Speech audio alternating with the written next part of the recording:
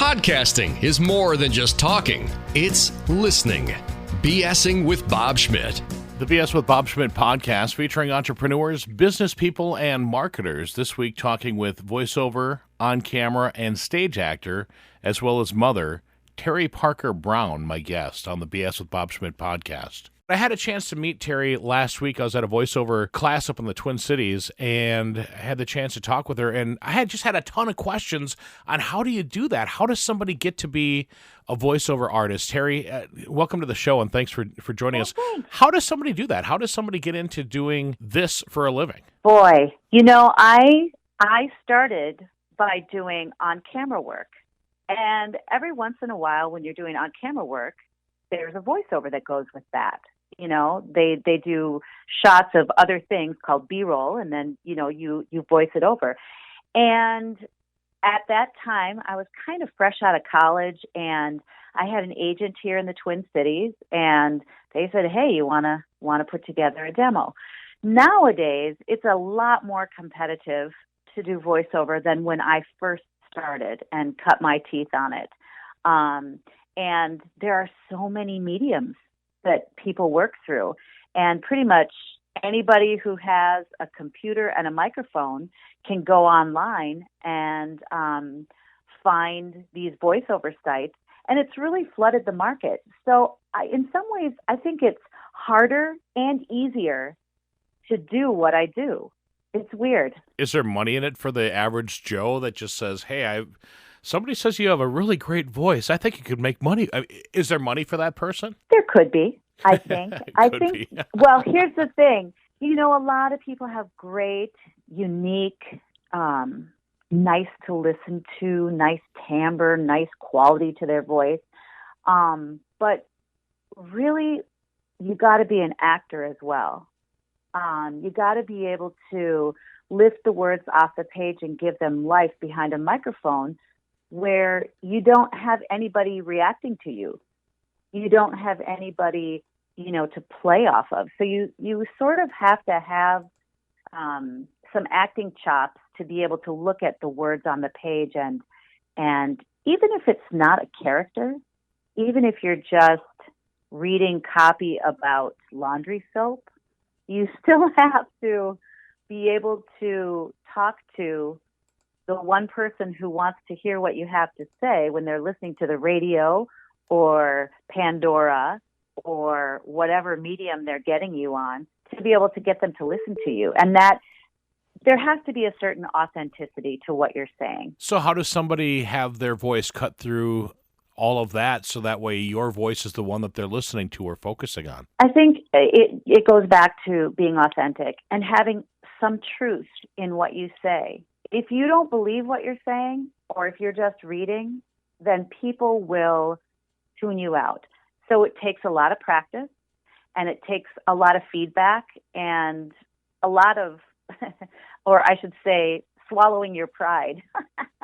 Because you have to be able to put yourself out there and say, in a class like you did, say, do you believe me? Can you hear, you know, does this sound authentic? And it's tricky. It's not for everyone. I'll tell you what, standing in front of a group, because I was a radio guy for 30 years and doing my shtick inside of a room all by myself, not a big deal. But when you've got 15 other people looking at you and listening to you, and then you've got a coach there listening as well, it ups the game a lot. Yeah. Well, and you know what? If people are going online and signing up on what we call pay-to-play sites to do this, then they are mostly working alone in their house, in their booth, in their closet. A lot of times, at least in the Twin Cities area, you can still go into a studio and record. And then you are not performing for people, but there are clients in the room.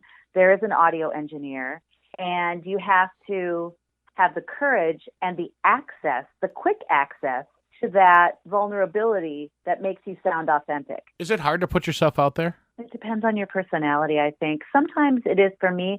I think maybe it depends on the topic. I can remember doing, my agent sent me an audition. It wasn't too long after I'd had, I have 3 kids, and so it wasn't too long after I'd had a child.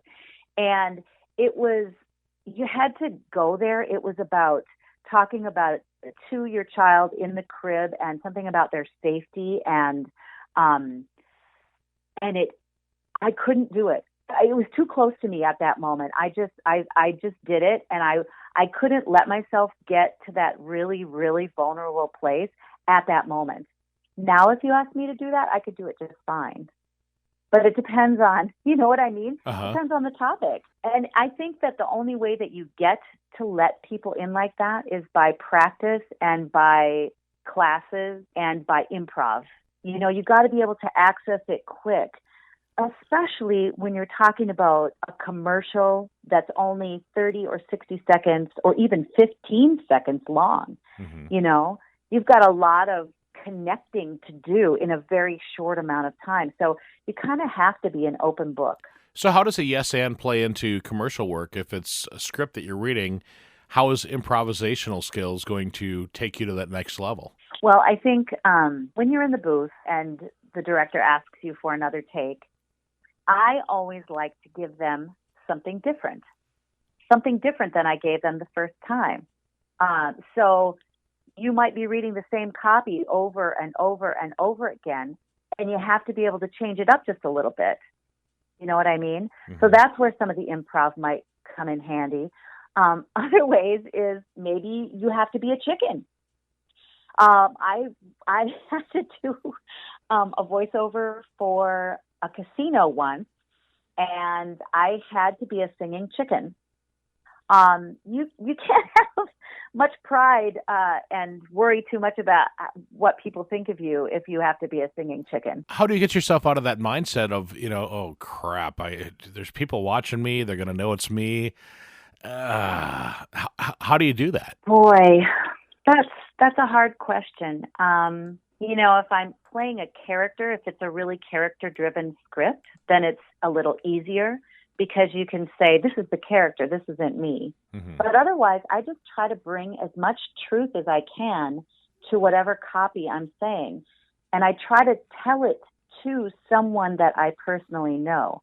In other words, when I'm looking at the script, I would think, I'm going to tell this to my mom. And believe it or not, if you just think that thought or have a little bit of a read-in that says, hey, Mom, that changes how I will deliver that script. Well, I guess it depends on what you're trying to sell, too, because if you're saying, hey, Mom, the new herpes cream is in three different flavors or whatever. I mean, I could see that being a lot more awkward than, hey, Mom, this new laundry soap is a fantastic thing. But you know what? So that comes into play though. But what if you were supposed to be acting embarrassed about it? Oh yeah. Do you know what I mean? Right. Then you might pick your mom versus whatever. Uh-huh. So that little kind of adjustment, those subtleties are really important when you're working on the mic, because you even noticed it in class, didn't you? You could hear it when you just ask somebody to think about a person and make it personal to them. It changes how they deliver the line. Okay, you brought up the class. I hate to make this question about me, but I'm going to. So, when I was because my big thing when I went to the voiceover class, the reason I went is to try to not sound like an announcer when I was up there talking, and taking direction. I think it was probably harder for me to take direction than it was for some other people that haven't had time in front of a mic to do it, or maybe I'm just overthinking it. That is key. You can't overthink. If you overthink, then you're always going to be sort of outside of yourself, watching yourself do this, and you're going to say, "Oh, that sucked," or "Oh, I screwed up that word," or "Oh, I could hear a real sibilant S on that, and that was dumb," and and you're gonna sabotage yourself. So you got to get out of that mindset right away. And also, the acting and the improv and stuff that I'm talking about, those kind of classes, that's going to be really helpful in practicing how to take direction. And I would imagine for someone such as yourself who has worked in the radio business for years and years, you're used to doing things a certain way. I mean, that's how you existed for however many years that you did it. When you are in the booth, you are there to serve the client, So even if they suggest a certain way of reading the script that you don't agree with, you got to do it. Mm-hmm. You just have to be able to take that direction. And you never want to fight somebody from behind the mic and say, I was seeing it more as this, or I think it should be this. If they want your opinion, they might ask your opinion. Or sometimes a favorite thing of mine is once we have it in the can, sort of, then the client might say, okay, Teri, one more time and just do whatever you want to do. And then you can sort of, do what you want to do. But otherwise, you really have to be able to take direction, even if it's not what your gut says. So a lot of it's checking out of the whole ego thing is just check the ego at the door when you walk in. Yep, exactly. Now, you mentioned put it in your body earlier. Is that kind of what you mean by that too, is to just put it in what they say and just go from there? Yeah, I think so.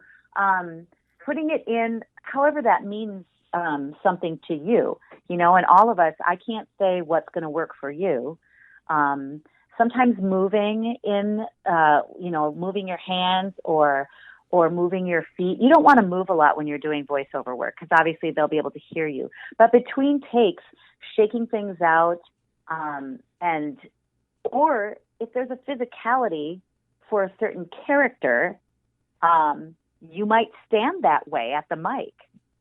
People who work in animation, who have an old man or an old woman or a superhero, they might stand like a superhero to get them into that mindset. But it's also, so it's physical and it's mental is what I'm trying to say. Okay. Both of them are components, and depending on how you work, you might use those tools differently. It's funny when you said old man or old woman, I could actually picture you must have changed the way that you stood because I heard a different. Honestly, no, I heard a difference in your voice, and I kind of curved over a little bit. That's one of the things that doing the radio business. They said put a smile on your face, even if you're even if it's a crap-tastic day. You found out your dog just got hit by a car. You're not. Nobody cares about that except for you. So you have to kind of be in the moment and do that. You'd mentioned having an agent earlier. Is that something that you really need to get into the voiceover industry? Well, that's my preferable way of working. I like to work through my agent up here in the Twin Cities, and there's quite a few of them up here. I like it because they take most of the work away. Then I don't have to I don't have to negotiate the fees, and I don't have to even have my studio set up. I can go to someone else's studio. They do the editing, they send it in, and they worry about which take was the best. When I'm working at home, I have to do all of that myself. And so you ask if you really need an agent. No, but is it helpful? Yes, very helpful. It's helpful to gain credibility. Mm-hmm. It's helpful to get some work with clients so that you can get some feedback from both the agent and the client. Because otherwise, voiceover nowadays, if you're working on the computer, is a very solitary business.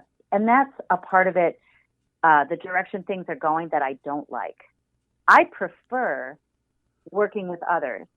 And it's so subjective sometimes, one person might like this read, but then another person might like this read. And it's hard when you have to decide all of that by yourself before you send it off to the client. I like them to have a say in it. Now, when you're doing things solo, when you're working in your studio at your house, do you send 4, 5, 6 different copies or different versions of the same copy, or do you just send one? It depends on the client. Some of them will ask for more than one take. I like to send at least 2, depending on the length of the script. Right. Obviously, if it's a big, long 9-pager, I'm not going to send 2 takes of everything. I will maybe send them a sample, make sure I'm on the right track for tone, and then I will do the whole thing. But, you're also working through email a lot of times, and so that's not instant feedback. So I've had it where I've done an entire big thing, and then have the client come back and say, yeah, I wish that it was a little more conversational. So then you have to go back and redo the whole thing. Right. So that's another reason why I like working through the agencies, because you're usually in the studio with the client. And that's one of my strengths is I take direction well. But if I'm working by myself, that strength doesn't show. Does it being able to take direction well come from your background of being an actress? I think so, because, often you're deferring to the director. That is a little bit more collaborative as far as having input.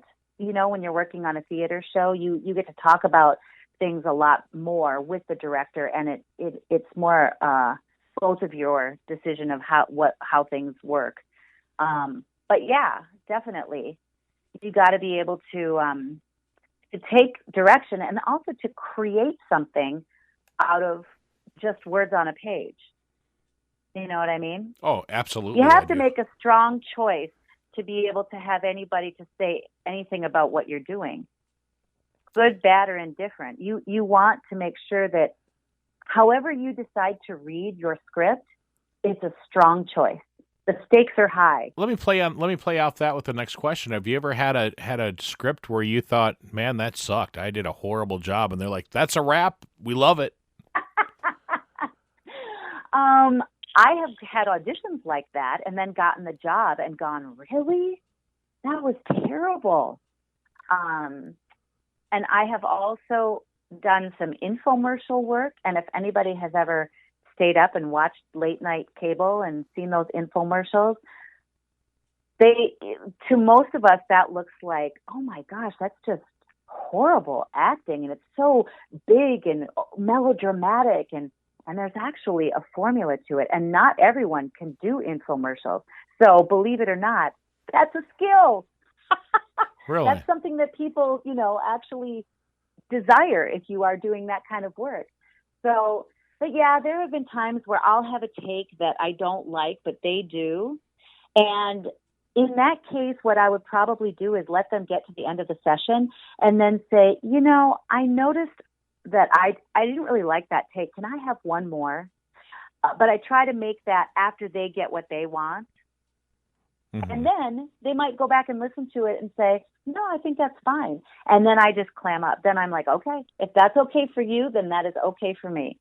Because, you can get very particular when you're listening to your own self. Oh, Teri, trust me. I know. Yeah. I know. I used to record a daily editorial. I wrote a daily editorial and I recorded it. And I'd go through it, and it would take me it was a 1-minute piece. It would take me 6 minutes every day to do it, because I'd get about halfway through and I'd be like, oh, I just screwed up the word the. And I'd have to start over at the word the, and I would. It depended on how far, or I'd have to make 15 splices in a 1-minute piece. I'm like, I'm just going to try recording it all over again, Right. And I'm sure that the average Joe could care less. Right. Crazy. So how did you decide that you wanted to get into voiceover work? Like I said, I kind of fell into it a little bit at the beginning, and then it became obvious to me that it was something that I could do, that I was pretty good at without really trying. It came, what I'm trying to say is it kind of came natural to me, and I didn't know what I was doing, but I knew I liked it, and I liked pleasing people, and I was good at it. And so I thought, hey, this is pretty cool. Then when my kids were born, it became about whether I, liked on camera or voiceover better. I always picked voiceover because on camera, I had to get makeup on and do my hair, and it took the whole day, which meant a babysitter for the entire day, which meant childcare costs and, having to actually wear pantyhose. I wouldn't know what that's like. And high heels, right. And so voiceover just became, you could do it in an hour, which is much less childcare cost. Yeah, you had to pay for parking downtown or whatever, but it was all in all just more cost effective. And then, I always liked it. I always enjoyed it. And the wackier and the crazier the script, the better. Nowadays, most of the stuff that I do is not the wacky, crazy mom anymore, but it's more the explainer, the person who's telling you how to do something, or talking about healthcare, kind of the nurturing. So as we age, our voices age as well, and probably the slot that we fit into becomes a different slot. So that's another reason why I like acting and voiceover, is that you're constantly changing, you're constantly upping your game and getting to a new place in life. Well, you'd mentioned you have children. Are any of your kids involved in voiceover or acting at all? Oh my gosh, yes. To my chagrin, no. My kids love being on the mic, and they love working, and at least two of them have done voiceover work. I have twins, and one of my little guys had a lisp growing up, so he didn't do much voiceover work then. But the other one, his twin brother, has done some, and also my daughter, even before she could read, did a spot for Shopco with me, and we just like fed her the lines, and then she would say them, So yeah, and my daughter Audrey now is 17. She'll be going off to college in a couple of years, and she wants to do theater, specifically musical theater. That's awesome. So what skills do people need to break into the business? Well, I think you need persistence. You need to have humility. You need to have a hunger for it. It's not easy. Nothing about this business is easy. We kind of started out the podcast by talking about how accessibly easy it is now, because everybody's got a computer just about, and heck, you can even record on your phone. But to be able to do it, you need acting skills. You need to, practice acting, get some training, and I guess that's just what I would say. I would say acting is a really important part. Your demo is going to be a really important part. And that's a catch-22. How do I make a demo if I don't have any work? How do I get the work if I don't have a demo? So that's where these classes and things that we talk about can be helpful, because you can get yourself something that sounds good to start with. And then as you get work, you can use that work to create future demos. Is it worth it? Oh my gosh, I love it. Can't you tell? Oh, I can tell that I can tell that you do. But I mean, is it worth? So somebody that's new, that's coming in, so there's 15 people that were in that class that I was at. Yeah. I could see maybe half the people perhaps doing it, if they have enough tenacity to go ahead and ask, go out and work right. it. Some of the people, I'm right. like, somebody told you had a good voice. It's probably your mother. Well, and some people want to just do it part-time, and it's not really a part-time gig. I mean, when you're not actually doing a voiceover gig, you're looking for the work, which that's kind of a skill that I built doing theater, because when you're not in a show, you're looking for the next one. Mm-hmm. So yeah, you're right. Probably half those people won't pursue it any further, or they might try to do it for fun, but you just don't gain any momentum that way. It's all or nothing, baby. Teri.Parkerbrown, my guest this week on the BS with Bob Schmidt podcast. So, Teri, how does somebody find you? You can go to my website, which is teri.parkerbrownvo.com. And I know Teri is sometimes spelled different ways, but mine is with one R, Teri. What advice would you give to somebody then, Teri? I would say if you really want to do it, get out there, get some acting classes, meet some people, get a class that can get you a demo together, and get online. Try it out. See if you can, if you can get an agent, more power to you. If you're in La Crosse, you may not have accessibility to agents like we do in the cities. But if you can, great. And if you can't, get online. See what you can find out. There are so many articles, vlogs, blogs. There's all sorts of stuff online to teach you how to make your own home studio, to give you information. There are classes you can take online, and you can take them from the comfort of your own home.